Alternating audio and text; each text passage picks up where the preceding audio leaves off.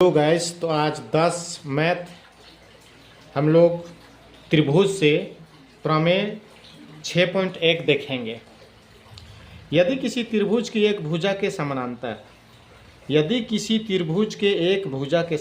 एक त्रिभुज A B C यहाँ पर दिया गया है।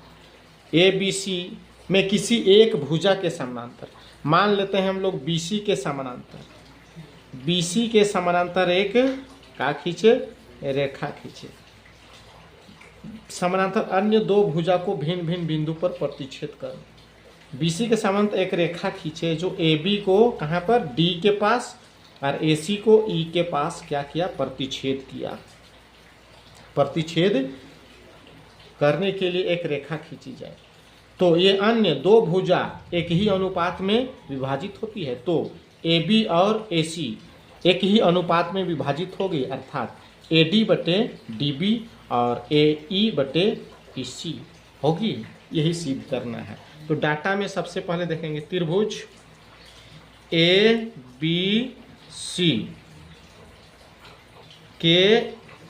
ABC में BC के समांतर एक रेखा DE लिया जो AB तथा AC को क्रमशः AB को D और AC को E क्रमशः D एवं E के पास प्रतिच्छेद करती है।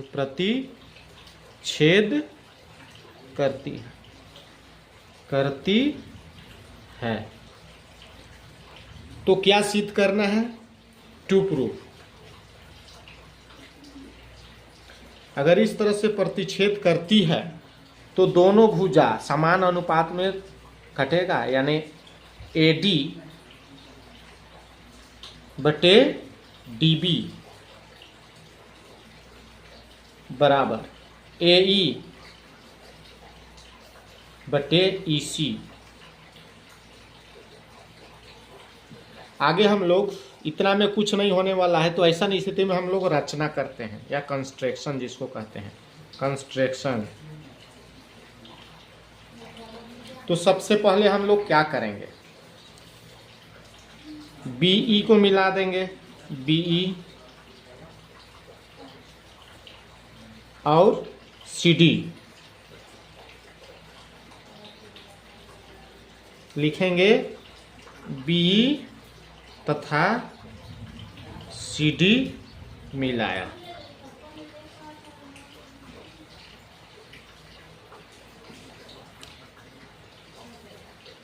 ADE पर एक लंब लेते हैं। इसको लंब इस तरह से लेंगे जो D से N होगा जो लंब है, और E से AD पर एक लंब लेंगे।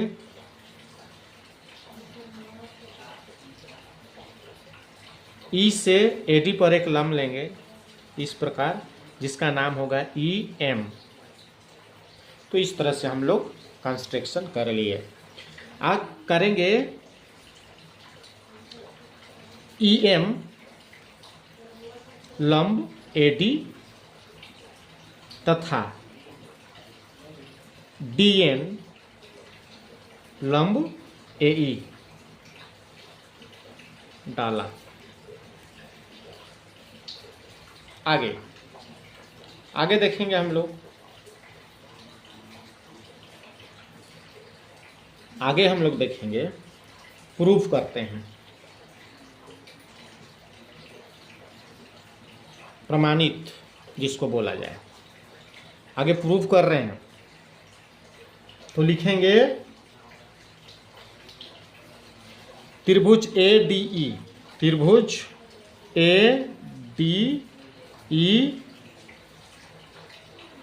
से देखेंगे त्रिभुज ए डी ई में त्रिभुज बनाएंगे ए डी ई, इसमें जाएंगे तो डी एम लंब ए डी है, तो यहाँ पर लंब डाल दिए। तो अगर इस तरह से त्रिभुज ए डी ई में त्रिभुज का क्षेत्रफल क्या होता है, त्रिभुज का क्षेत्रफल लिखेंगे एरिया, क्षेत्रफल त्रिभुज ए डी ई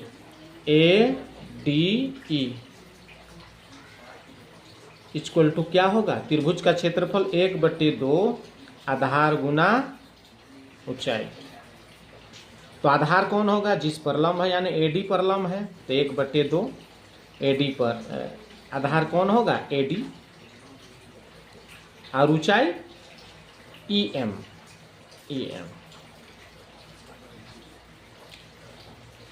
उसी प्रकार हम लोग आगे चलेंगे, इसी पर इस तरह से चले। अभी चलेंगे बी डी ई, एरिया त्रिभुज बी डी ई, एक साइड में इधर चलेंगे, इस साइड में, उसके बाद इधर चलेंगे। त्रिभुज बी डी ई, तो ये भी त्रिभुज का क्षेत्रफल इस रूप में बना हुआ है, आप देख सकते हैं। बगल में हम बना रहे हैं चित्र इस तरह से, इस प्रकार से,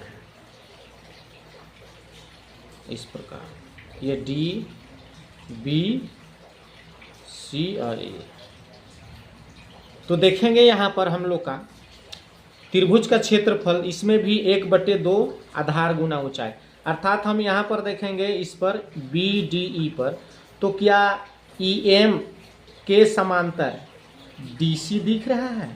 अगर ये 90 डिग्री यहाँ पर है तो ये भी 90 डिग्री होगा, अर्थात बी डी ई पर ये रेखा यहाँ पर 90 डिग्री का एंगल बना रहा है, इसके बराबर ही है।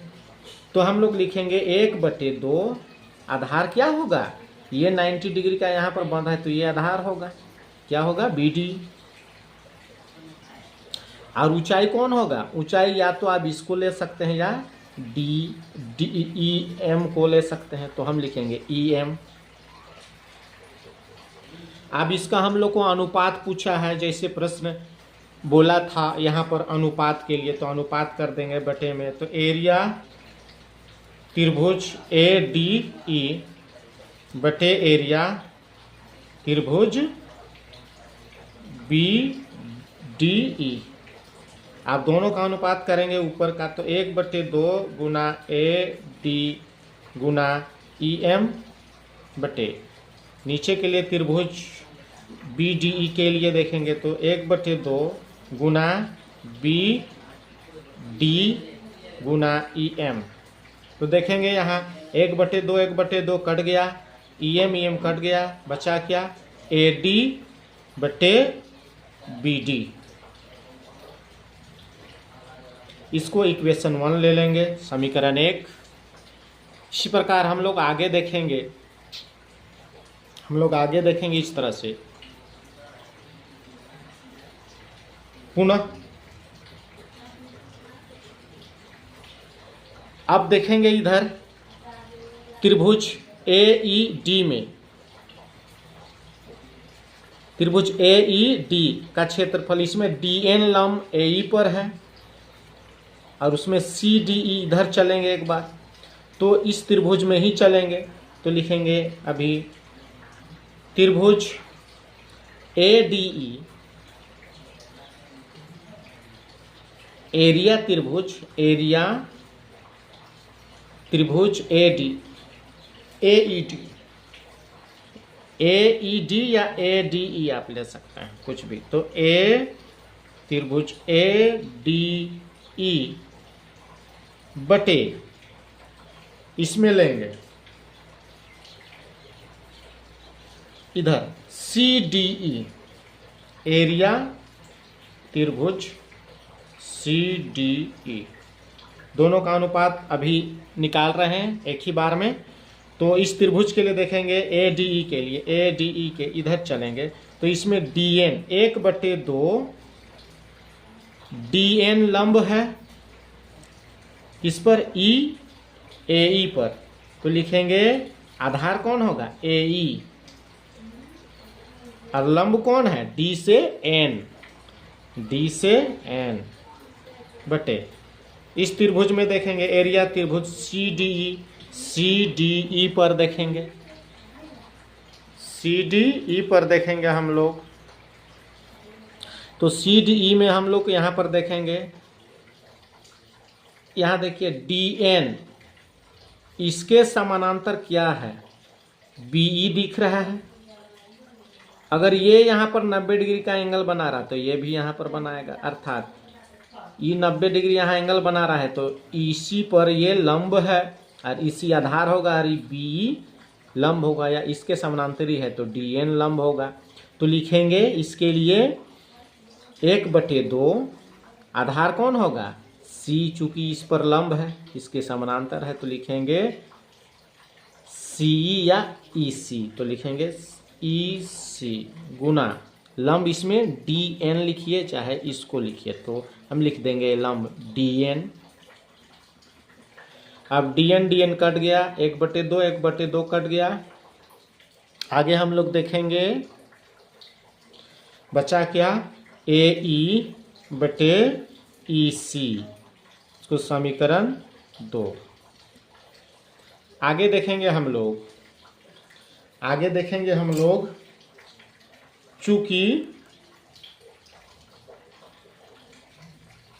चूंकि बी डी ई कैसा चतुर्भुज है, समलंब, इस तरह से है और इस तरह से खींचा गया है इसको, तो बी डी ई और सी यहाँ डालेंगे।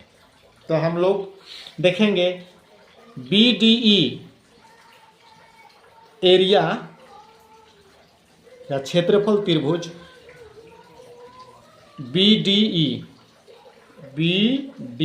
ई तथा एरिया त्रिभुज सी डी ई का समान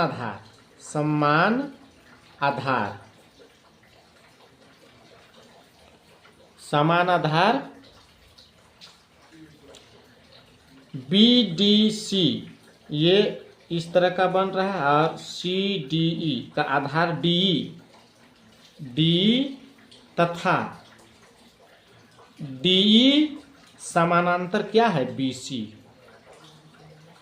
एक समान आधार और जिसका समान आधार एक हो और समांतर रेखा के बीच जो त्रिभुज होते हैं यानी बी डी ई और सी डी ई एफ, तो वह क्षेत्रफल क्या होते हैं, बराबर होते हैं। 9th क्लास में हम लोग पढ़ चुके हैं। तो लिखेंगे एरिया त्रिभुज B D E equal to area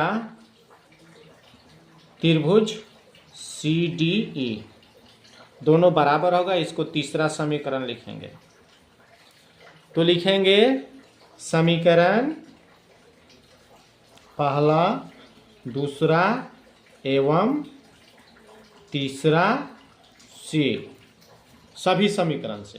तो पहला समीकरण क्या है हम लोग के लिए, यहाँ पर देखेंगे एरिया त्रिभुज ए डी ई बटे एरिया त्रिभुज बी डी ई का ए डी बटे बी डी हो गया। उसी तरह एरिया त्रिभुज ए डी ई बटे एरिया त्रिभुज सी डी ई का ए ई बटे ई सी हो गया। तो यहाँ पर हम लोग देखेंगे सभी समीकरण में देखेंगे तो क्या हो जाएगा, सबको मिला के देखेंगे। तो लिखेंगे ए डी बटे बी डी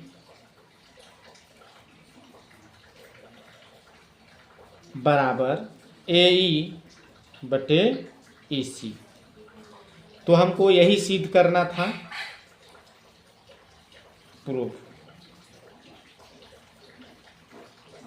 तो आप लोग को समझ में आ गया होगा, और समझ में आया तो ज़रूर लाइक सब्सक्राइब कीजिएगा। धन्यवाद।